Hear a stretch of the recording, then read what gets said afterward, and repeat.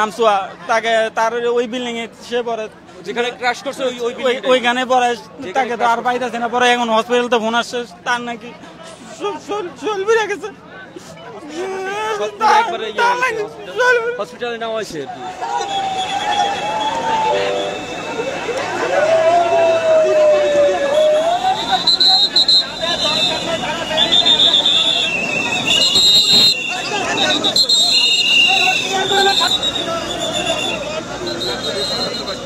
প্রায় 1:10-15 দিকে বিকট একটা আওয়াজ ছিল।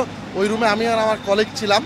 তো বিকট একটা আওয়াজ হলো। তো আওয়াজ হওয়ার পর আমরা দেখলাম যে আসলে কী ঘটনা বুঝে উঠতে পারি নাই, একদম হতবাক হয়েছে আসলে বোমা মারলো না কে কী করলো। যখন আমি ওখানে তাকালাম দাউ দাউ করে আগুন জ্বললো এবং ওই ফ্লোরে আমাদের স্টুডেন্টের ক্লাস চলছিল সেকেন্ডারে, সবাইকে বললাম তোমরা সিঁড়ি দিয়ে নামো, কারণ ওই সময় আমরা তখনও বুঝে উঠতে পারি না আসলে কী হয়েছে।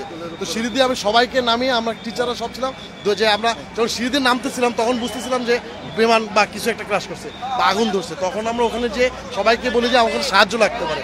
তো আমরা যতক্ষণ পর্যন্ত যেতে পারছি আর কি, আমাদের ছাত্ররা আমাদের কলেজের টিচার শিক্ষক যা ছিল বের করে আনার চেষ্টা করছে ওই সময়, কারণ ওই সময় তো যেখানে আগুনটা লাগে একদম সিঁড়ির গোড়ায় ওইখানে যাওয়া যাচ্ছিল না, প্রচণ্ড আগুন ছিল।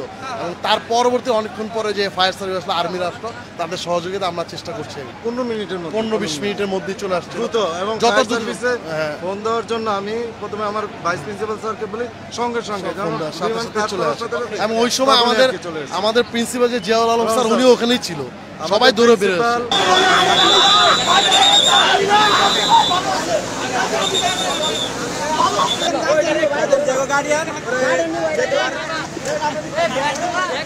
ওইখানে ক্যাম্প করা, ওইখানে নিয়ে যান।